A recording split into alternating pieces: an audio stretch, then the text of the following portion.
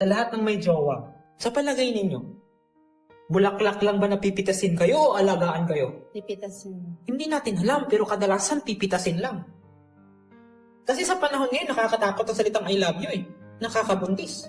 Hindi lahat ng tao na dumadating sa inyo para sa inyo. Yes, sir. Dumadating kadalasan yung tao sa buhay ninyo para lang kayong matuto. So kung matuto lang pala kapag nagmahal kayo, huwag niyong ibigay pati katawan ninyo. Ibigay niyo lang yung katawan ninyo kung siguradong sigurado na kayo sa tao.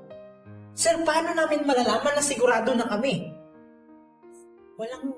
Kahit sigurado ka na, pwede siyang magbago. Pero sasabihin ko sa inyo, kailan nyo pwedeng ibigay, isuko kung ano yung meron kayo? Sa panahon na kaya ninyo. Ano yung sa panahon na kaya ninyo, sir? Sa panahon na kaya nyo na magtiwala. Hindi sa kanya. Oo, magtiwala kayo sa taong mahal nyo. Pero may tiwala na kayo sa sarili ninyo.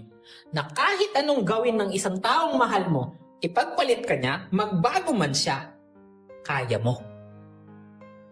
Kasi kahit gaano mo kamahal yung isang tao, hindi ba nagbabago? Nagbabago, hindi. Nagbabago. So, ibigay niyo kung ano yung karapat dapat na ibigay ninyo kung sigurado na kayo na kaya ninyo. Kaya nyo maiwan, kaya nyo masaktan.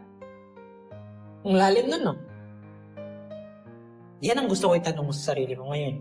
Sa lahat ng may jowa, na totoo lang, itong tao ba na to is yung bulaklak na pipitasin lang ako?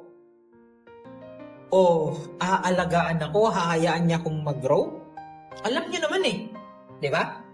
Kung nagmamadali sila na hilingin yung katawan ninyo, sa palagay ninyo, bulaklak lang ba napipitasin kayo o alagaan kayo? Pipitasin. Hindi natin alam, pero kadalasan pipitasin lang. Kasi sa panahon ngayon, nakakatakot ang salitang I love you eh.